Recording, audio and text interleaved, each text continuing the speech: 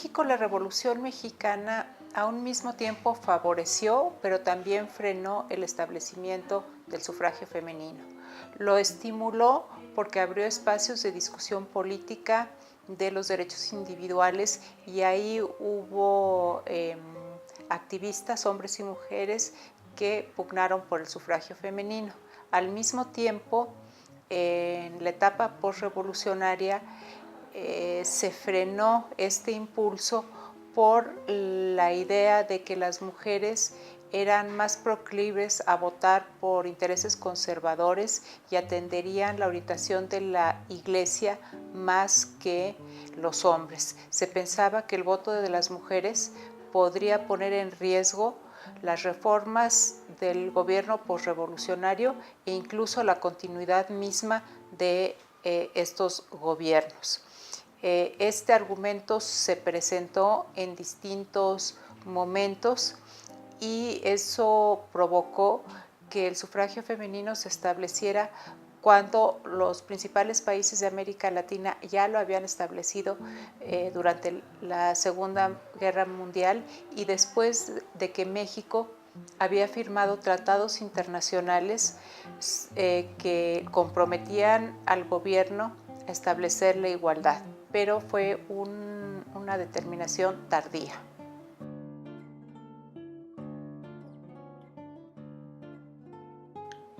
La historia del sufragio femenino en México está protagonizada por activistas mujeres y por activistas hombres, por reformadores y por reformadoras.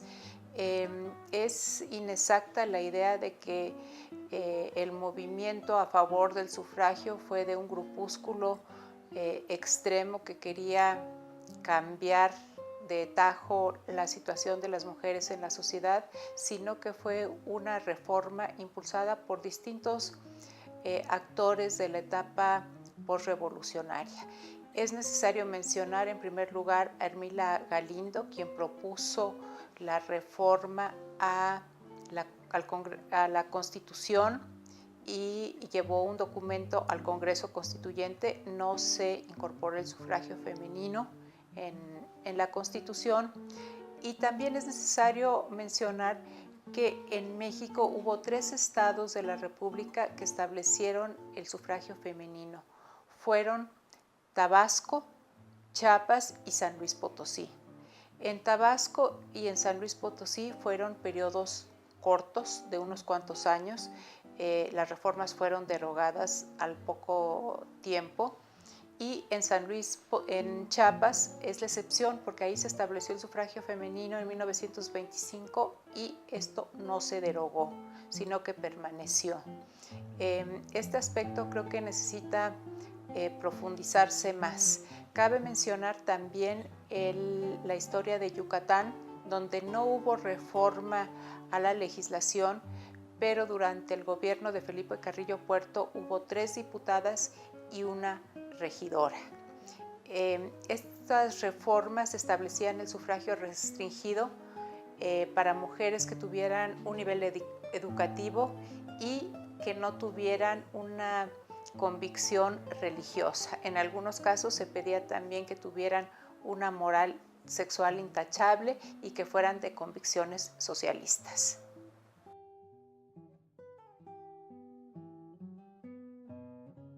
La historia del sufragio femenino en México comienza con la petición de Ermila Galindo y otras 2 personas al Congreso Constituyente.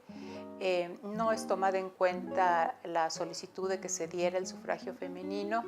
El asunto se discute en la Comisión de Puntos Constitucionales, pero la redacción queda imprecisa, no se excluye directamente a las mujeres.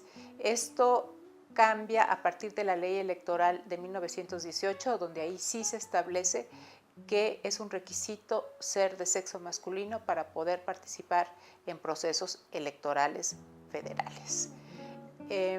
La segunda etapa se refiere a esta etapa postrevolucionaria de efervescencia, de reformas sociales, de cambios estructurales, donde ocurren las reformas en los estados de la República que mencioné anteriormente.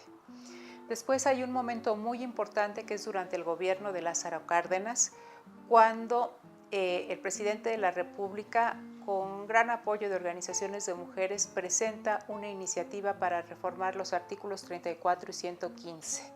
La reforma es aprobada en todas sus instancias, pero en el último momento se detiene.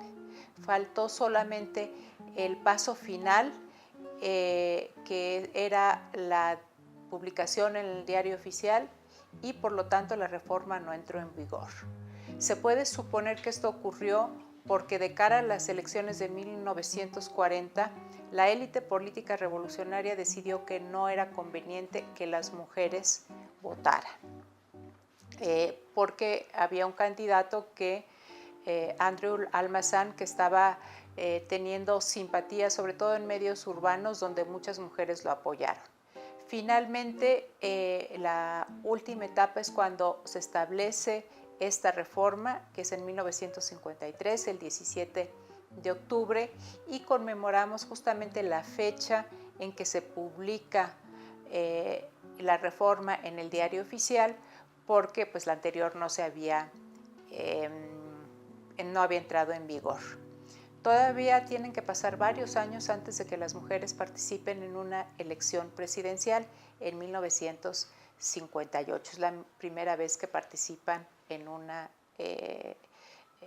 elección de este tipo, que lleva a Adolfo López Mateos a la presidencia. Es muy importante para la historia del sufragio femenino tomar en cuenta los procesos locales. No solo los estados donde efectivamente hubo reformas, sino aquellos donde no hubo reformas, como son los casos de Sonora y Michoacán. La historia del sufragio femenino involucra a todo el entorno ideológico y político mismo que es necesario profundizar.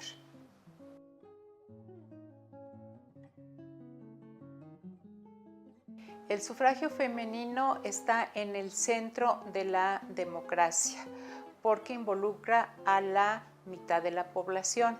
Aun si las mujeres no tenían derecho a participar en las elecciones, esto es un aspecto de la historia de la democracia, de una democracia que consideraba al sujeto como el universal masculino y que excluía a las mujeres. Es importante profundizar en cuáles eran estos mecanismos de exclusión, las fuerzas sociales y culturales que actuaron en este sentido. Dejar de lado la idea de que la historia del sufragio femenino es ajena a los grandes procesos políticos del país y sobre todo a la democracia. Es una parte integral de ella.